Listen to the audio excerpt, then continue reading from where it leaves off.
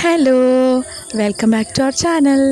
അപ്പോൾ ദേ നമ്മളിന്ന് നമുക്കൊരു കുർബാന സ്വീകരണം ഉണ്ട്. അപ്പോൾ അവിടേക്കുള്ള യാത്രയാണ് കേട്ടോ.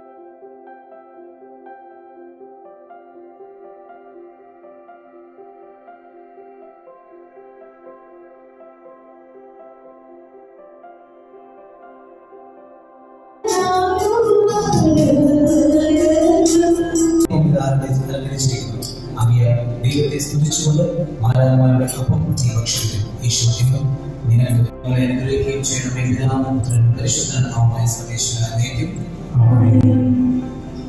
ചോദ്യത്തിന് മറുപടി പറയുന്നു. പരിശുദ്ധാത്മാവിന് പൂരിതയായി വിശ്വാസത്തിൽ സ്ഥിരീകരിക്കപ്പെട്ട മിശിഹായ്ക്ക് സാക്ഷ്യം വഹിക്കാൻ നീ ആഗ്രഹിക്കുന്നുവോ? ദൈവം നിന്നെ അനുഗ്രഹിക്കട്ടെ.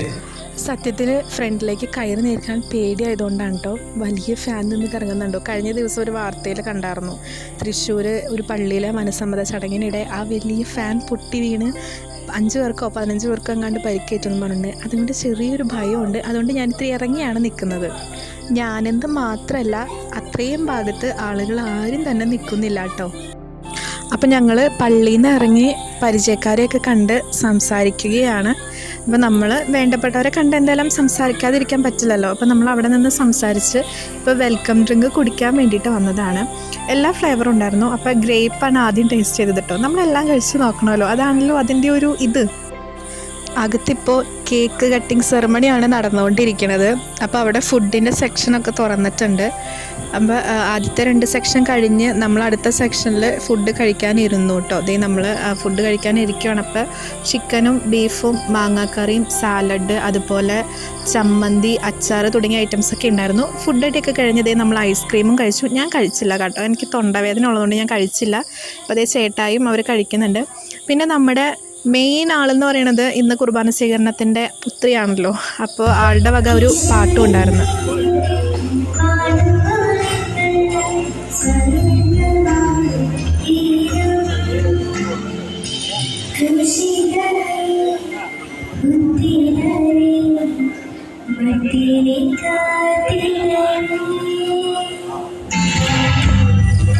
നല്ല മനോഹരമായിട്ടാണ് കേട്ടോ മോള് പാട്ട് പാടിയത്. അപ്പോൾ ആ പാട്ടൊക്കെ കേട്ട് അവിടെ നിന്ന് ഞങ്ങൾ ഇറങ്ങിയിട്ട് നേരെ സെമിത്തേരിയുടെ ഭാഗം.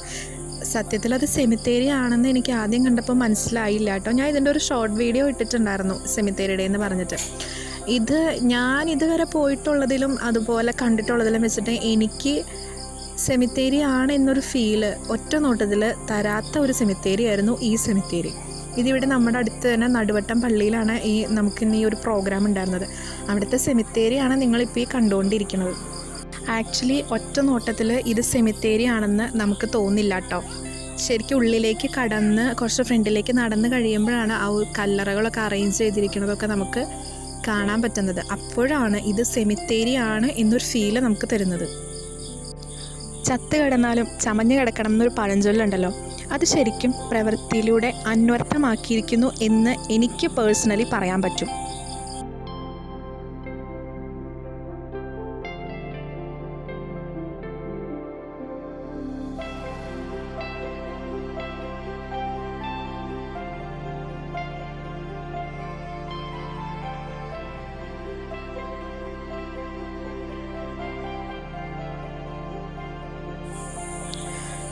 അപ്പോൾ അത് കഴിഞ്ഞ് നമ്മൾ പുറത്തേക്ക് പോവുകയാണ്. അപ്പോൾ അതിക്ക് മുന്നേ നമുക്ക് പുറത്ത് അതിൻ്റെ ഫോട്ടോ സെക്ഷനുള്ള കുറച്ച് ഏരിയാസൊക്കെ ഉണ്ടായിരുന്നു കേട്ടോ. അപ്പോൾ നമ്മൾ അവിടെ നിന്ന് കുറച്ച് ഫോട്ടോസൊക്കെ എടുത്ത് തിരിച്ച് വീട്ടിലേക്ക് പോരുവാണ്. അപ്പോൾ നമ്മളിത് തിരിച്ച് നടന്ന് കാറിനടുത്ത് എത്തിയിട്ടോ. അപ്പോൾ നമ്മളിനിപ്പോൾ കാറിൽ കയറി നേരെ വീട്ടിലേക്ക് പോവുകയാണ്.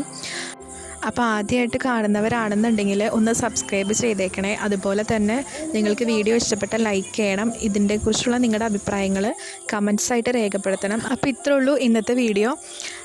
അപ്പോൾ നമുക്ക് വേറൊരു വീഡിയോ ആയിട്ട് കാണാം. അപ്പോൾ അതുവരയ്ക്കും ബൈ ബൈ.